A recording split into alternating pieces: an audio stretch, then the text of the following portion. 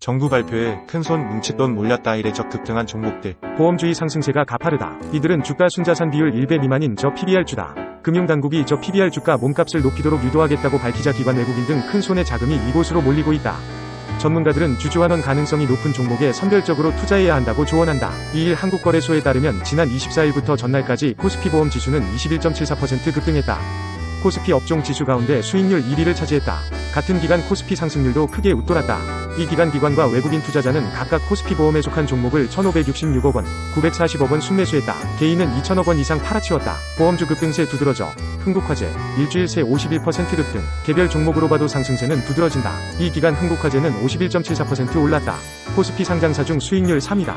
하나손해보험, 미래에셋생명, 하나생명, 삼성화재, 삼성생명, 동양생명도 일제히 불을 뿜었다. 대부분 52주 신고가를 갈아치웠다. 생명보험사의 주가 상승이 두드러졌다. 자기 주식과 최대 주주 지분이 상대적으로 많아 주주환원 여력을 갖췄다는 평가가 나오면서다. 단기간에 급등락하는 일이 드문 보험주 특성상 이례적인 일이다. 이처럼 단기간에 보험주가 부상한 비결엔 기업 밸류업 프로그램이 있다.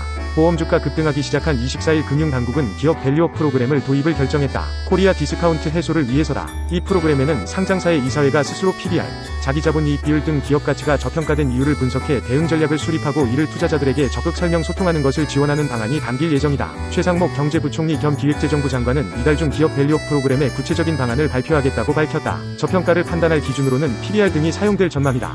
PBR은 기업의 시가총액을 해당 기업이 보유한 자산으로 나눈 값이다. 회사의 시가총액과 회사의 자산 수준이 동일하면 PBR 값은 1배가 된다.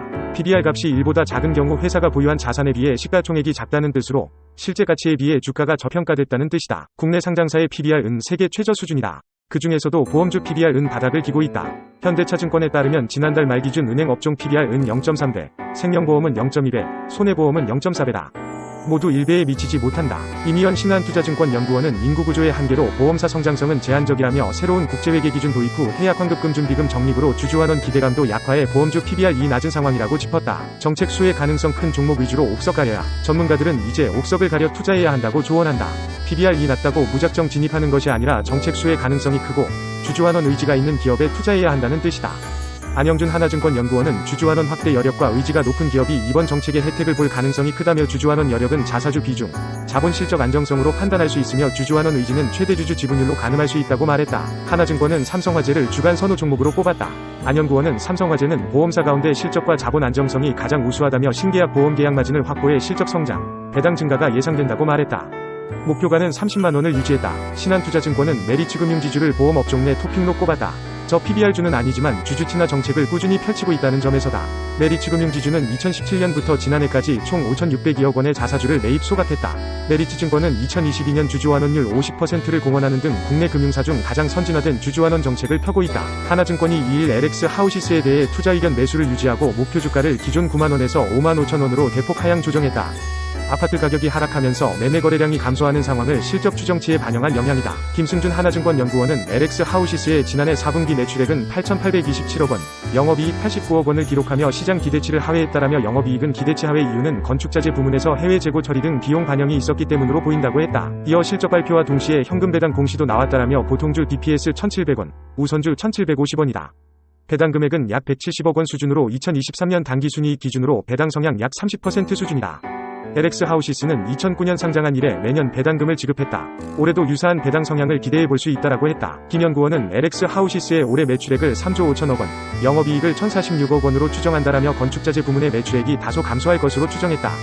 착공 감소에 따라 BEB 부문의 매출액이 다소 감소하고 상반기 주택매매 거래량 영향으로 BEC 매출액 개선도 크게 나타나기 어려울 것이라고 봤다. 그러면서 목표 주가를 하향한 이유는 아파트 가격 하락 추세에 따라 매매 거래량이 기대와 다르게 감소하는 상황을 추정치에 반영했기 때문이라면서도 매매 거래량은 부동산 가격이 바닥에 근접하는 시점에서 다시 증가하는 경향을 보인다. 따라서 하반기부터 매매 거래량 증가가 나타나면 목표 주가를 재차 상향할 여지가 있다고 했다. 키움증권은 이일 딥노이드에 대해 올해 산업용 인공지능 시장 개화로 인해 본격 성장세를 보일 것이라고 분석했다. 오현진 키움증권 연구원은 이날 보고서에서 지난해 4분기 실적은 예상치 대비 하회했다며 회계 기준 변동으로 산업용 AI 수주 일부의 매출 인식이 올해로 이연된 것으로 파악된다고 설명했다. 그는 지난해 말 기준 산업용 AI 수주 잔고는 90억 원 이상으로 올해 실적 성장 가시성 높은 상황이라며 딥팩토리 이 경우 지난해 10월 수주한 75억 원 규모의 공급 계약이 본격적으로 매출 인식될 전망으로 향후 글로벌 머신 비전 전문 업체와의 후속 수주로 인한 추가 성장이 기대된다고 분석했다. 또 딥시큐리티는 시장 선점을 통한 데이터 경쟁력을 바탕으로 적용처 확대를 주목해야 한다며 최근 관세청과 협업을 통해 마약 및 불법 물품 반입 차단 솔루션 구축을 진행하는 등 향후 세관 시스템과 연동의 통관 분야로 사업 확장이 기대된다고 전했다. 이어 그는 디노이드의 올해 실적 전망은 매출액 197억 원, 영업이익 60억 원으로 전년 대비 각각 1238% 증가, 흑자 전환에 성공할 것이라며 유효한 성장성에도 주가가 연초 이후 20% 이상 하락했는데 수주 창고를 통한 올해 실적 성장 가시성이 높다는 점과 산업 AI 시장의 개화가 본격화되는 시기라는 점을 감안할 시 저평가 국면으로 판단했다. 한국투자증권은 에코프로비엠이 부진한 실적을 지속하고 있다면서도 중장기적 성장성은 유효하다고 이일 평가했다.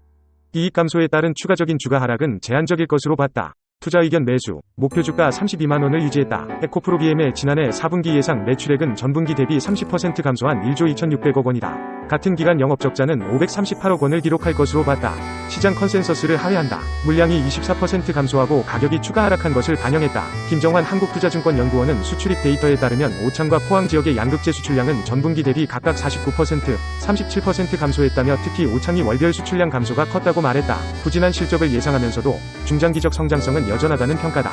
김 연구원은 신공장 가동이 순차적으로 진행되면서 2025년부터 전체 시장 성장률보다 높은 양극재 출하량 증가율을 보일 것이라며 주 고객사인 SK온도 2025년부터 중국, 미국, 유럽, 한국에서 증설한 생산 능력을 가동하기 때문에 성장에 대한 의심의 여지는 없다고 말했다. 이어 에코프로비엠의 올해 영업이익 추정치는 2,932억 원으로 기존 대비 50% 하향하지만 전년 대비 증가율은 37%로 2차전지 및 소재 기업들 중 높다며 양극재 가격 하락에 따른 이익 감소세는 상반기 중 마무리되면서 추가적인 주가 하락은 제한적이라고 말했다.